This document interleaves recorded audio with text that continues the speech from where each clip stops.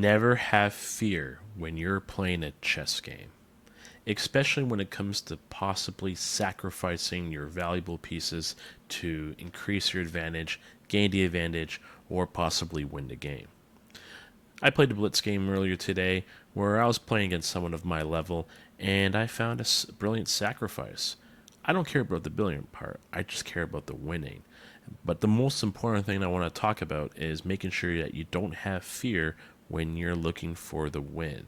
Because sometimes you might have an advantage, you might not have an advantage, and you can give up a piece, and it could be a really significant piece, but in this case, you don't want to have fear. So I'm talking to you, anyone that's around 1,000 to like 1,800, do not have fear in sacrificing your pieces for the advantage.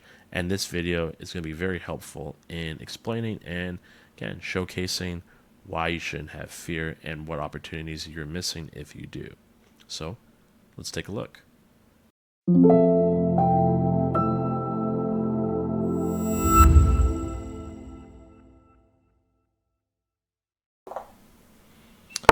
Okay, so my opponent plays really d3, kind of odd, and then c4, so I'm expecting some sort of weird English opening, which I played the f5 line. Again, a lot of moves are going really quickly, so I'm playing my standard knight b d7, knight c5, targeting a d3 pawn, a5, and opponent plays a3, just to set up for b4. So this is where you kind of tank for a second. I'm just trying to figure out what the best move is here. Bishop b6 is a good developing move. And now I like a4, kind of locking up on the b3. So my opponent plays d4, and here I should never have played knight b3, because technically it is giving up a free pawn. I thought I might have had something, but it's just easier if you just play knight d7 and retreat. Instead, I'm trying to force a pin, but my opponent finds a really good pawn d5 move, and this is where I kind of have to tank a little bit. So I'm calculating all the possible ideas of me attacking, but again, I missed d5. It is a pretty good move.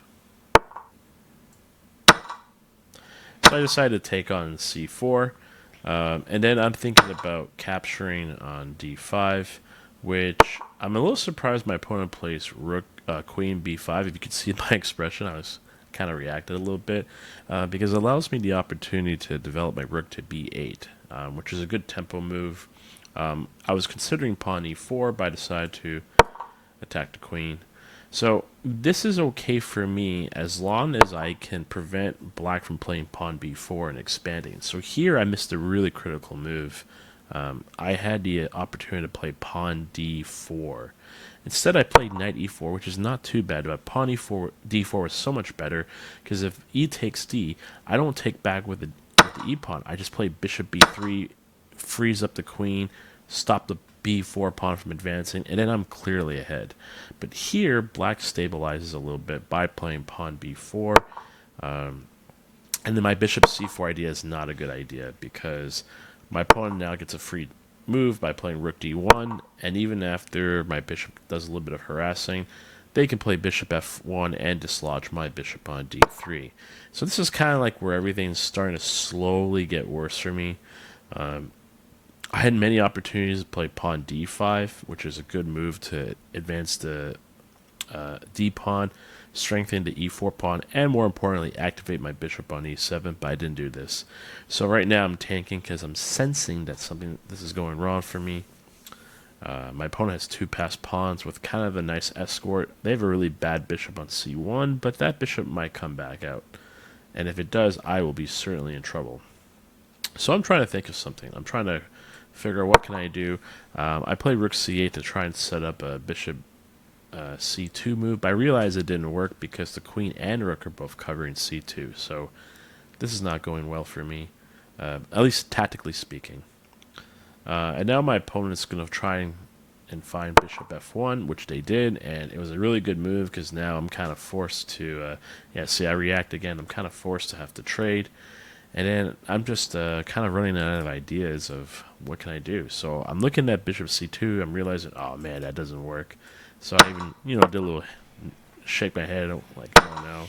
And now this is where I decided to play f4. And f4 is not a good move because technically they can take with the bishop on f4, but I knew this already, and I was thinking maybe I need to create some chances. So I decided to play bishop queen d7 in the hopes of that I can get some sort of tactical advantage. And honestly, my goal is to sack on f4 my rook and create some chances. And even though my opponent's ahead right now, positionally speaking, if I could sack on f4 and put enough pressure, maybe something can happen.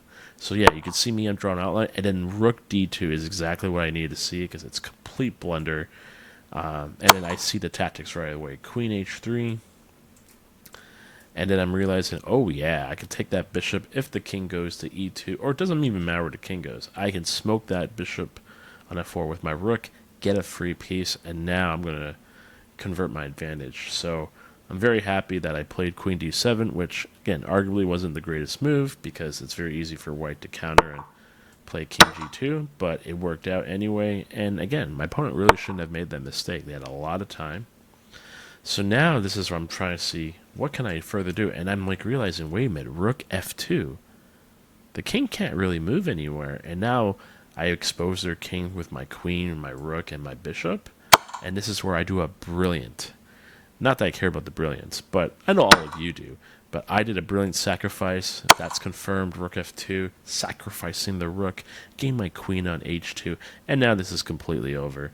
It's a huge advantage for me. It's just a matter of time before I figure out how to convert this. Again, my time is a little bit lower, and there's a little bit of pressure, but there's no real direct threat to my king on h8, so I have all the infinite checks. Again, if their king decides to go to e3 and marches up to e4, it's not going to survive because the rooks are very stationary. They're not controlling as many squares around the enemy king that my pieces can control because I have a lot of rook options. I still have bishop on f6 or g5 that I could potentially play, and my queen is just going to check nonstop. So I'm kind of calculating. I'm looking for a mate. I couldn't find a mate, and when I reviewed this game, there was no mate here, so I'm glad that I didn't burn too much time and I decided to go for the advantage rather than try and find a win, which could have risked me losing on time. So I knew my win condition well. Yeah, so I played bishop g5. I thought it was an excellent move because now I'm setting up queen e3, check, king f5, and then queen f4 mate. The king can't move anywhere. If it goes to d4, I can go queen c3, and then set up like a rook c4 type mate, or just move my queen back to e3 and then just isolate the king, push it to f5, and sub a mainnet there. This is like impossible to stop. Either way, I'm going to either checkmate my opponent or win their queen in some way, shape, or form.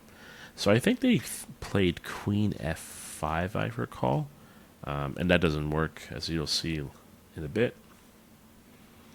But yeah, definitely they're tanking. I'm just, again, really smart thing to do, utilize their time, especially in blitz games, to find the best move. But this game has been really won more by tactics than anything. Yeah, so I'm thinking, oh, okay, queen e3 doesn't necessarily work, but I do have rook e8 as a possible move, and if they move their king to d5, I can fork the queen and the king at the same time with rook e5. And it's very hard for them not to play king d5. I think king d4 loses pretty fast to queen e3. But yeah, I'm going for the simple trade. And now I notice my time is low, so I'm like, okay, how do I mate this opponent? It's not that simple here. I can't actually mate my opponent, so I'm just going to go for the free rook on d2 and just slowly convert this.